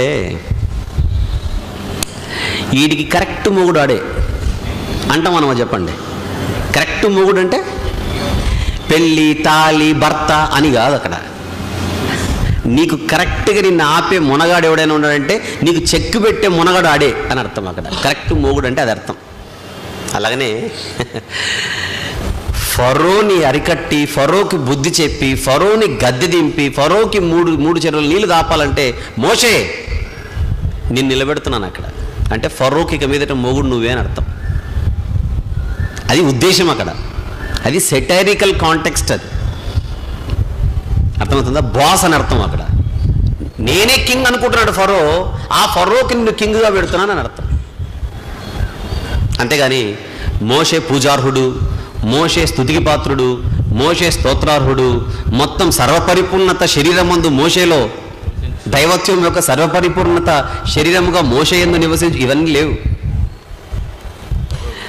ఏంటక్కడ అని అడిగితే మోషే ఫరోకు నేను దేవునిగా అంటే బాస్గా అని అర్థం. అంటే నువ్వు చెప్పినట్టే అటు చేయాలంతే, ఇంక వేరే ఆప్షన్ లేదు. నువ్వు చెప్పినట్టు చేస్తేనే అటు బతుకుతాడు. ఒక రకంగా తన దేశానికి వచ్చే భయంకరమైన విపత్తుల నుంచి ఆ దేశాన్ని కాపాడుకోవాలంటే ఫరోకున్న ఏకైక ఆప్షన్ నువ్వే. చూసారా, వడగండ్లు వచ్చినా, కప్పలు వచ్చినా, ఏమొచ్చినా కూడా ఒకరి పేరే స్మరించేవాడు. ఎవరి పేరు అది? మోషే. మోషే. ఆ మోషేకు ఇంట్లో కప్పలకి మోషేకి ఏం సంబంధం ఉందయ్యా బాబు? మా బెడ్రూమ్లో ఉన్న కప్పలకి ఎక్కడో ఊర్లో బతికే మోషేకి సంబంధం ఉందంట. ఉంది. ఆ మనిషి చేస్తే కానీ ఇవ్వు. చూస్తున్నారా? అంటే పవర్స్ ఇచ్చాడు అనమాట. దేవుని ప్రతినిధిగా మోషే అక్కడ నిలబడ్డాడు. నేను దేవునిగా నియమించుచున్నానంటే ఇక నువ్వు తప్ప ఫరోకి ఇంకా ఆప్షనే లేదు. ఎన్ని శాఖల దగ్గరికి వెళ్ళినా, రక్షణ శాఖ, ఆర్థిక శాఖ, పోలీసు శాఖ, ఏ శాఖలు పెట్టుకున్నా ఈ శాఖ ముందు ఆ శాఖలేం పనికిరావు. ఇశ్రాయేలీయులు ఐగుప్తును ఖాళీ చేసి అడుగు బయట పెట్టేంత వరకు ఫరోకి కలలో కూడా ఎవరు వచ్చారో చెప్పండి? మోషే, మోషే, మోషే, మోషే, మోషే, మోషే, అంతే. అలా తయారైపోయాడు పాపం. మరి ఏం చేద్దాం? అదే అక్కడ ఉద్దేశం. అంతేకాని మోషే దేవుడా, మోషేని పూజిద్దామా, నీ గురించి చెప్పలేదుగా. ఎక్స్క్లూజివ్గా ఫరో అనేవాడు ఓవర్ యాక్షన్ చేస్తుంటే మోషే గారిని అపాయింట్ చేసి చూసుకో అన్నాడు, అంతే. అది సందర్భం అది. కానీ యేసు ప్రభు కోసం వాడబడిన దేవుడు అన్న పదాలకి మోషే గురించి వాడబడుతున్నటువంటి ఈ పదానికి చాలా తేడా ఉండి మీరు మనసు పెట్టి చదవాలంతే. ఎక్కడ కానీ 66 పుస్తకాల్లో మోషేని స్తోత్రార్హుడని లేదే, స్తుతికి పాత్రుడని లేదే. ప్రకటన గ్రంథం 5వ అధ్యాయంలో కోట్ల కొలదిగా ఉన్నటువంటి దూతలు గొర్రెపిల్లకు స్తోత్రం అనంటే, యేసుప్రభుని పట్టుకొని వాళ్ళు స్తుతిస్తున్నారు కదా అనంటే, మనల్ని అడుగుతున్న ప్రశ్న, దూతలంటే స్తుతించారండి, మన వాళ్ళకంటే గొప్పోళ్ళంగా ఆయన అడిగారు. కరెక్ట్గా మాట్లాడితే మనం దూతల కంటే గొప్పోళ్ళం ఏం కాదు. దూతల కంటే గొప్పోళ్ళం ఎప్పుడైతాం? ఈ లోకాన్ని జయించి, అంతేనా కదా, అంతం వరకు సహించి లోకాన్ని జయించి వీరులుగా జయించిన వారుగా మనము ఈ లోకాన్ని విడిచిపెడితే అప్పుడు గొప్పోళ్ళు అవుతాం. ఇక్కడికి వెళ్ళి ఉదయాన్నే లేసి జిమ్కి వెళ్ళి బయటికి వచ్చిన దూత కంటే గొప్పోళ్ళు అంటే సరే. పోనీ దూతలు స్తుతించారు, మనం ఎందుకు స్తుతించాలి అని అంటే, పోనీ మన గురించి రాయబడిన ఒక మాట చూద్దాం, అది చూసైనా స్తుతిస్తారో లేదో చూద్దాం. అదే ప్రకటన గ్రంథం 5వ అధ్యాయంలో దూతలు స్తుతించారు. చూద్దాం ఒకసారి. 5 చూసి ముందుకెళ్దాం. 5వ అధ్యాయము 11, 12, 13 వచనాలు చదవండి. మరియు నేను చూడగా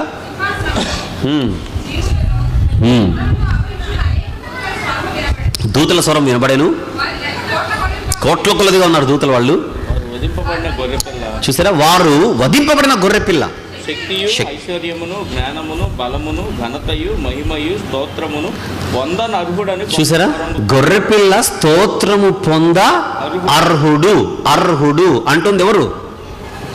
కోట్ల కొలదిగా ఉన్న దూతలు ఘనత, మహిమ, ప్రభావములు, స్తోత్రము పొంద అర్హుడు అని గొప్ప స్వరముతో చెప్పు. చిన్నగా చెబితే వినారని గొప్ప స్వరంతో చెప్పారట. అయినా వచనం అది. ఇప్పుడు 13 చదవండి. అంతటా పరలోకమందును, భూలోకమందును, భూమి క్రిందను, సముద్రములోను. చూసారా, ఉన్న ప్రతి మనుషులే కాదు, దూతలే కాదు, అక్కడ ప్రతి సృష్టము. వాటిలోనున్న సర్వమును. చూసారా, అనగా వాటిలోనున్న సర్వము సింహాసనాసీనుడై ఉన్నవానికిని, అంటే యెహోవా దేవునికిని, గొర్రెపిల్లకును, అంటే యేసు ప్రభుకును స్తోత్రమును, ఘనతయు, మహిమయు, ప్రభావమును యుగయుగములు కలుగునుగాక. స్తోత్రము, మహిమ, ప్రభావము ఎప్పుడు కలగాలట? యుగయుగములు కలుగు. సదాకాలం, ఎప్పుడు, ఆదివారం మాత్రమే కాదు, కలుగును గాక అని చెప్పారట. అంటే దూతలు మాత్రమే కాదు, సర్వ సృష్టి స్తుతిస్తోంది ఎవరిని? యెహోవా దేవునితో పాటు. ఇప్పుడు సర్వ సృష్టిలో ఏమున్నాయి కొన్ని చెప్పండి, మీకు ఏం ఐడియా వస్తాయి చెప్పండి. సూర్య, చంద్ర, నక్షత్రాలు పైన చూస్తే, సౌర కుటుంబంలో అన్ని గ్రహాలు, ఆ సౌర కుటుంబంలో భూమి, ఆ భూమి మీద ఉన్న ప్రతి సృష్టము. అంటే అర్థం ఏంటి? సముద్రములు, పర్వతాలు, కొండలు, కోనలు, చెరువులు, నదులు, మైదానాలు, చెట్లు, రాళ్ళు, మొత్తం అన్నీ. అంతేనా? అందులోనున్న సర్వం అంటే అర్థం ఏంటి? అన్నీ. అక్కడ కనిపించే చెట్లకు దేవుడు వాయిస్ ఇస్తే అవి స్తుతిస్తూ ఉంటాయి. ఏమని? యేసు ప్రభువానికి స్తోత్రం, యేసు ప్రభువానికి స్తోత్రం, యేసు ప్రభువానికి స్తోత్రం. యెహోవా దేవునితో పాటు, యెహోవా దేవునితో పాటు సింహాసనాసీనుడైన వానికిని, గొర్రెపిల్లకును యుగయుగములు, యుగయుగములు, యుగయుగములు అవి స్తుతిస్తూనే ఉంటాయి. చెట్ల గురించే కాదు, పురుగులు, పక్షులు, జంతువులు, నేను పాలకొల్లో చెప్పాను ఒక మాట, జంతువుల్లో మనం అసహించుకునే జంతువులు కూడా కొన్ని ఉన్నాయి, నీచమైన జంతువులు అంటాం, అవి కూడా. అర్థమైందో లేదో మీకు? మీరు ఏవైతే నీచమైన జంతువులు అని మీరు అనుకుంటారో, నేను పేరు చెప్పను, మీరు ఏదైనా అనుకోండి, ఆ జంతువులు కూడా యేసుప్రభుని ఏం చేస్తున్నాయి? స్తుతిస్తున్నాయి. కానీ మనిషి ఏం చేస్తున్నాడు? నేను స్తుతించను. ఎవరు బెటరో చెప్పండి ఇక? అదే బెటర్ కదా ఇక? అది చాలా బెటర్. దానికి కూడా అర్థమైపోయింది, మనకు అర్థం కావట్లే, ఏం చేద్దాం? ఇప్పుడు ఒకటి చూపిస్తా వచనం మీకు, అసలు దూతలకు సెట్టే కాదు, అది దూతలకు సెట్టే కాదు, ఎవరికో చూడండి. అదే ప్రకటన గ్రంథం తీయాలి, 7వ అధ్యాయం, దయచేసి 9, 10 వచనములు ఓపికగా చదువుకుందాం. అటు తర్వాత నేను చూడగా, ఇదిగో జనం అంటే దూతలు కాదు, మనుషులు, ప్రతి జనములో నుండి, ప్రతి వంశంలో నుండి, ప్రజలలో నుండి, ఆయా భాషలు అంటే అన్ని భాషలు మాట్లాడే వారిలో నుండి వచ్చి ఎవడును లెక్కింపజాలని ఒక గొప్ప సమూహము. కానీ వీళ్ళు మనుషులా కాదా చెప్పండి ముందు నాకు? మనుషులేనా? కనబడేను. నెక్స్ట్ మాట, వారు తెల్లని వస్త్రములు ధరించుకున్నవారై ఖర్జూరపు మట్టలు చేత పట్టుకొని సింహాసనం ఎదుటంటే ఎవరున్నారు? సింహాసనంపై యెహోవాదేవుడు. సింహాసనం ఎదుటను అంటే యేసుప్రభు ఎదుటను నిలబడి, అంటే యెహోవా దేవునికిని, అంటే యేసుప్రభుకు, దేనికై? మా రక్షణకై స్తోత్రమని గొప్ప స్వరం మహాశబ్దముతో ఎలుగెత్తి చెప్పారట స్తోత్రం. ఎవరికి? యెహోవా దేవునికి. నెక్స్ట్ యేసు ప్రభుకి. దేనికోసం స్తోత్రం చెప్తున్నారు? మా రక్షణకై నీకు స్తోత్రము తండ్రి అని యెహోవా దేవునితో, మా రక్షణకై నీకు స్తోత్రం ప్రభువా అని యేసు ప్రభుతో. మా రక్షణకై నీకు స్తోత్రం అయ్యా అని పౌలు గారితో చెప్పరు ఎవరు. వాక్యం చెప్పిన పేతురు గారితో చెప్పరు. పెంతెకోస్తు పండుగ దినాన మొట్టమొదటి వాక్యం చెప్పింది ఎవరు? పేతురు గారు. అయినా ఆయన చెప్పరు స్తోత్రం. ఎందుకు? వీళ్ళెవ్వరూ దేవుళ్ళు కాదు కనుక. ఏమంట? మా రక్షణకై నీకు స్తోత్రం. ఎవరెవరికి? యెహోవా దేవునికి అండ్ యేసు ప్రభుకి. ఇలా చెప్పేవాళ్ళు ఎవరట? రక్షణ పొందిన వాళ్ళు. రక్షణ పొందిన వాళ్ళు ఎవరిని స్తుతిస్తారు చెప్పాలి? రక్షణ పొందిన వారు ఎవరికి స్తోత్రం చెబుతారు? కుమారుణ్ణి పంపినందుకు తండ్రికి, మన కోసం వచ్చినందుకు కుమారునికి. అంతేనా కదా? కుమారుని పంపినందుకు యెహోవా దేవునికి స్తోత్రం, మన కోసం వచ్చినందుకు యేసు ప్రభుకి స్తోత్రం. ఎంత పిచ్చ క్లారిటీ ఉంది ఇక్కడ. ఎప్పుడు తప్పు అవుతుందంటే, యెహోవా దేవుడు చూసి, అయ్యా మా కోసం ఈ లోకానికి వచ్చి రక్తం గార్చి ప్రాణం పెట్టావు, నీకు స్తోత్రం అంటే, నేను రాలేదురా షటప్ అంటాడు అంతే. అది తప్పు అవుతుంది. యేసుప్రభుని చూసి, యేసుప్రభు మా కోసం నీ ప్రియ కుమారుని లోకానికి ఆయన బలి చేసావంటే, నేనేరా వచ్చింది, ఫస్ట్ ప్రార్థన నేర్చుకో అని అంటాడు అంతే. అప్పుడు తప్పు అవుతుంది. పంపినాయని చూసి వచ్చినందుకని, వచ్చినాన్ని చూసి పంపినందుకని అని చెబితే అది రాంగ్. Yes or no? ఎప్పుడు కరెక్ట్ అవుతుంది? పంపినాయన్ని చూసి పంపినందుకు స్తోత్రం అని చెప్పి, వచ్చినాయన్ని చూసి వచ్చినందుకు స్తోత్రం అని చెబితే సమస్య లేదు. అదే వాళ్ళు చేసింది. మా రక్షణకై నీకు స్తోత్రం అని ఎవరు చెప్తున్నారు? ఇద్దరికి చెబుతున్నారు. చెప్పించింది ఎవరు? పరిశుద్ధాత్ముడు. పరిశుద్ధాత్మ నడిపింపు లేకపోతే ఆ మాట ఎందుకు వస్తుంది? ఆ మాట రావాలంటే ఎవరు నడిపింపు ఉండాలి? పరిశుద్ధాత్మ నడిపింపు లేకపోతే ఏమంటారు? ఏం స్తోత్రం చెప్పం. అసలు మేము స్తోత్రం చెప్పాలంటే ఫస్ట్ ఆఫ్ ఆల్ ఆ మనిషికి ఏముండాలి? రక్షణ ఉండాలి. మేము స్తోత్రం చెప్పము అంటున్నారంటే వాళ్ళకి ఏం లేదని? రక్షణ లేదని. ఇదే మీకు ఆనవాళ్ళు. ఎదుటోడిలో రక్షణ ఉందో లేదో తెలియాలంటే ఆనవాళ్ళు ఏంటి? ఆ వ్యక్తి తన నోటితో మనస్ఫూర్తిగా యేసుప్రభుకి ఏమని చెప్తాడు? నీకు స్తోత్రం ప్రభువా. దేనికి? మా రక్షణకై నీకు స్తోత్రం. ఎందుకు? బైబిల్లో రక్షణ పొందిన వారు రక్షణ కొరకై ఆయనకి ఏం చెల్లిస్తున్నారు? స్తోత్రం చెల్లిస్తున్నారు. ఇప్పుడు నేను చెప్పిన దాంట్లో మీకు వాస్తవం కనపడిందా? నా వాక్చాతుర్యం కనపడిందా? చెప్పండి.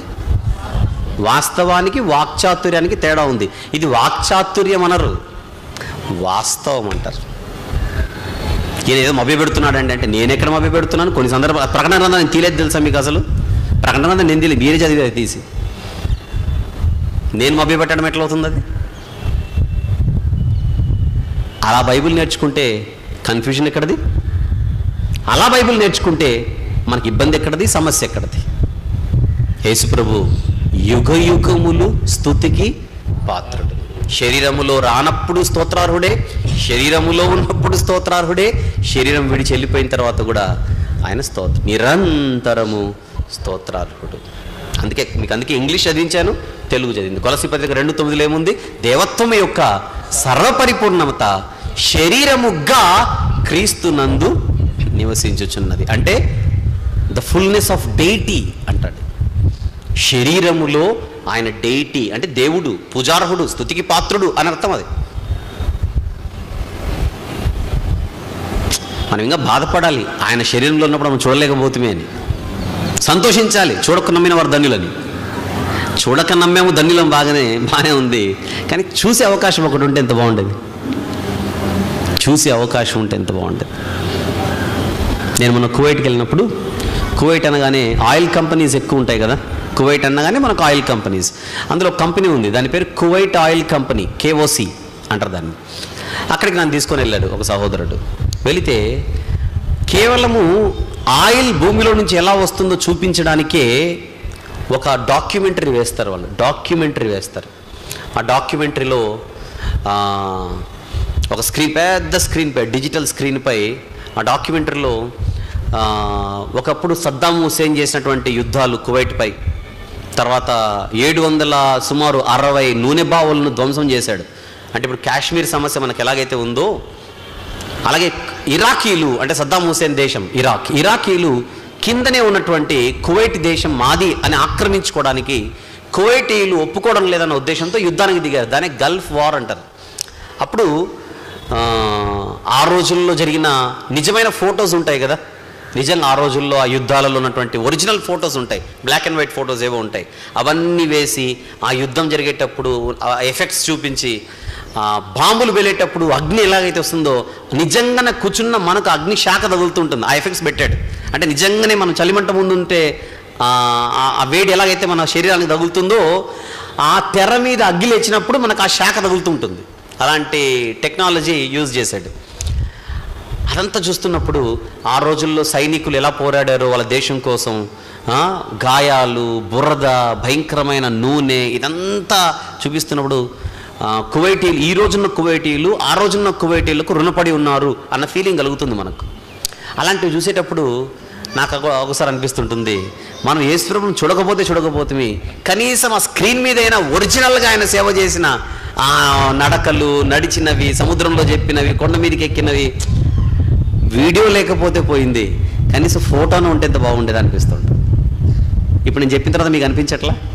ప్రార్థన చేయండి, దేవుడు ఒక ఫోటో పంపాలని. అంటే చూడలేకపోతే ఆయన్ని చూసింటే ఎంత బాగుండేది. మనమందరం పరలోకానికి వెళ్ళి ఖచ్చితంగా డాక్యుమెంటరీ వేయించుకుందాం. యేసు ప్రభు 33.5 సంవత్సరాలు ఏం చేశాడో వెళ్ళగానే ఫస్ట్ డిమాండ్ అదే మంది, మాకు అది చూపించాలంతే. అక్కడ ఏమైనా అడగొచ్చు మనం. ఏమంటున్నాను?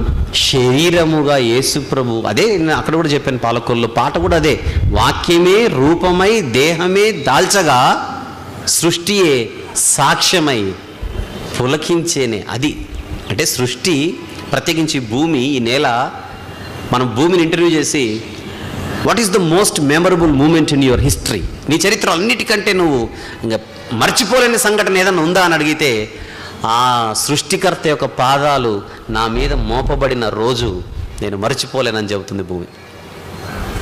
ఆయన పాదాలు నేలను తాకిన వేళ ఈ సృష్టి పులకించిపోయి ఉంటుంది. ఆదాము పాదాలు తగిలాయి, హేబేలు పాదాలు తగిలాయి, మోషే పాదాలు తగిలాయి నేలకి, అంత ఫీలింగ్ ఏమి ఉండదు. కానీ యేసుప్రభు పాదాలు తగిలిన రోజున అలా ఒక రకమైనటువంటి ఫీలింగ్ ఈ భూమి కలిగే ఉంటుంది ఖచ్చితంగా. అంత గొప్ప శరీరం అయింది, అది నేను చెప్పేది. కానీ ఆ శరీరమును ఏం చేశాడు ఆయన? రిక్తునిగా చేసుకొని మనందరి కోసం ప్రాణం పెట్టాడు. అది గొప్పతనం. దేవుడై ఉండి ఆ శక్తులు ఉపయోగించుకోకుండా 100% దేవదూతల స్వభావాన్ని ఆయన కలిగి లేక మనలో ఒకని వంటి వాడై రక్తం కార్చి ప్రాణం పెట్టాడే, అది గొప్ప సంగతి. అది గొప్ప సంగతి. గనుక కొలస్సీ పత్రిక 2వ అధ్యాయం 9వ వచనం యేసు ప్రభుని ఎవరని చూపిస్తోంది? దేవుడని చూపిస్తోంది. మరి ఇంతకుముందు నేను దీని గురించి ఎందుకు అడిగారు, ఎందుకంటే మీరు ఆ వచనం చూపించట్లేదంటే నేను ఒకటే చెప్పాను అడిగిన వాళ్ళకి, డైరెక్ట్గా దేవుడు అని ఉంటేనే నమ్మనోళ్ళు ఇంత ఎక్స్ప్లెనేషన్ ఉన్న వెనకాల మనం తీసి చెప్తే నమ్మే పరిస్థితులు ఉంటారా? అందుకే అది చెప్పలేదు. మీకెందుకు చెప్తున్నానంటే మీరు అర్థం చేసుకునే స్థితిలో ఉన్నారు కనుక. మీరు కూడా ఇప్పుడు లేచి ఆయన దేవుడు కాదన్నారనుకోండి, కొలసి 2 పక్కన పెట్టి మీకు మొత్తం అన్ని మళ్ళీ స్టార్టింగ్ నుంచి వస్తాను మళ్ళీ. ఎందుకు? దేవుడు అని కళ్ళెదురుగా 3 అక్షరాలు కనబడుతుంటేనే నమ్మని మనసు దేవత్వం అంటే కూడా దైవం అనే భావనలో ఉంది అని మనము చెప్పే ప్రయత్నం చేస్తే నమ్మే మనసు వాళ్ళకు ఉంటుందా? అందుకే అవి చూపించలేదు. ఈరోజు వివరించేటువంటి అవకాశం, సమయం మనకు ఉంది కనుక దాన్ని మాట్లాడుకోగలిగాం. కనుక దేవత్వము అనగానే ఇద్దరికీ అప్లై అవుతుంది. మనిషికి అప్లై అయ్యేటప్పుడు అది భక్తి గురించి, దేవునికి అప్లై అయ్యేటప్పుడు అది దైవం అన్న భావంతో ఉంటుంది. అందుకే మీకు ఇంగ్లీష్ కూడా తీసి చదివించింది. ఇర్మియా గ్రంథం 2వ అధ్యాయం.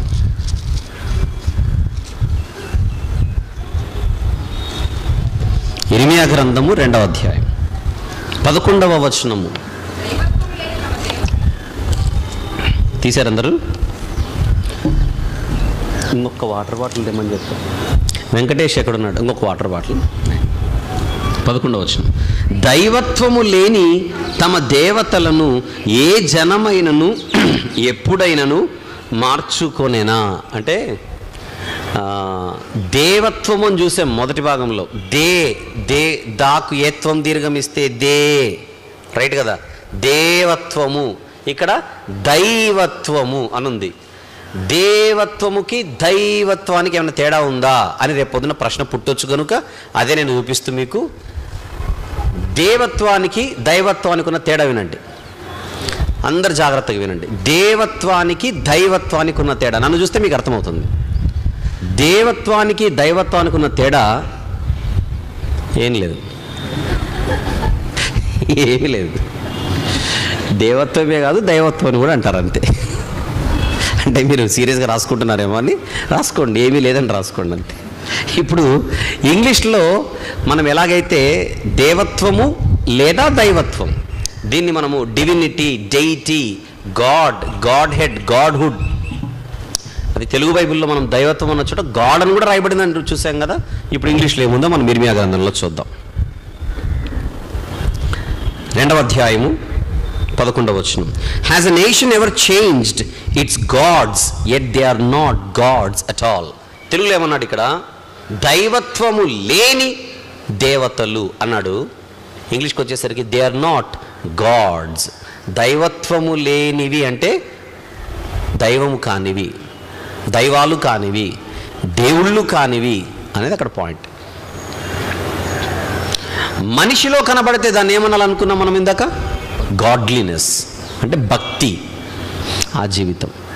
కనుక ఇక్కడ రాయబడిన సందర్భాలన్నీ కూడా దైవాలు కానివి అన్న భావనతో రాయబడ్డాయి. అంటే రేపు దేవత్వము దైవత్వము రెండు వేరువేరా అంటే కాదు, రెండు ఒకటే.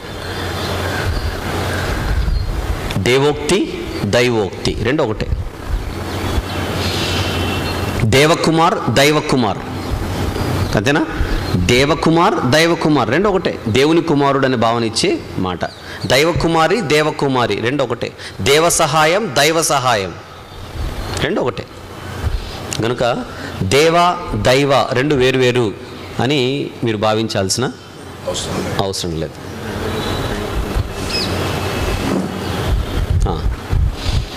అయితే ఇప్పుడు దేవదూతలు, పరలోకంలో ఉన్న దేవదూతలు ఎవరైతే ఉన్నారో ఆ దేవదూతలు పవిత్ర దూతలు. ఎందుకంటే దేవదూతలు అంటే ఎవరు? ఆత్మలు. దేవదూతలు అంటే ఆత్మలేనా? రైట్. ప్రశ్న, పవిత్రాత్మల అపవిత్రాత్మల? పవిత్రాత్మలు.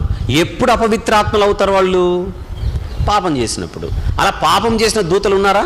పేతురు గారు చెప్పారు, దేవదూతలు పాపము చేసినప్పుడు, అంటే ఆత్మలైన దేవదూతలు పాపము చేసినప్పుడు ఏమి ఆత్మలుగా మారబడ్డాయి? మారిపోయాయి, అపవిత్రాత్మలయ్యాయి. పాపం చేయనంత వరకు ఎవరు వాళ్ళు? పవిత్రాత్మలు. రైట్. ఇప్పుడు అంతే. మళ్ళీ పరిశుద్ధ ఆత్మలు లేకపోతే పవిత్రాత్మలు అయినంత మాత్రాన దేవదూతలకు ఎవరు సాష్టాంగ నమస్కారం చేసి మీరు స్తోత్రార్హులు పూజార్హులు అని అనాల్సిన అవసరం లేదు. ఎందుకు? దేవదూతలు అన్న వాళ్ళు స్తుతికి పాత్రులు అని బైబిల్లో ఎక్కడా వ్రాయబడలేదు. పైపెచ్చు వాళ్ళకు మొక్కే ప్రయత్నం చేసిన మనుషులు వెంటనే వారించి మేము స్తుతికి పాత్రులం కాదు, స్తోత్రార్హులం కాదు, మీరు కాళ్ళ మీద పడి నమస్కరించాల్సినంత సీన్ మాకు లేదు అని వెంటనే అవాయిడ్ చేశారు వాళ్ళు. కనుక పరిశుద్ధతకు పూజార్హతకు తేడా ఉంది. దేవుడు పరిశుద్ధుడే కాదు, పూజార్హుడు. మనిషి పరిశుద్ధుడు అవ్వచ్చేమో కానీ ఎప్పటికేం కాలేడు, పూజార్హుడు కాలేడు. ఆ జాబితాలోకి దూతలు కూడా వస్తారు. అంతే కదండి? Clear, right. అర్థం చేసుకున్నారని విశ్వసిస్తూ ఈ మొదటి సెషన్లో నీ మాటలు ముగిస్తున్నాను. ప్రకటనలు విని ప్రార్థన చేసుకొని భోజనానికి వెళ్తాం.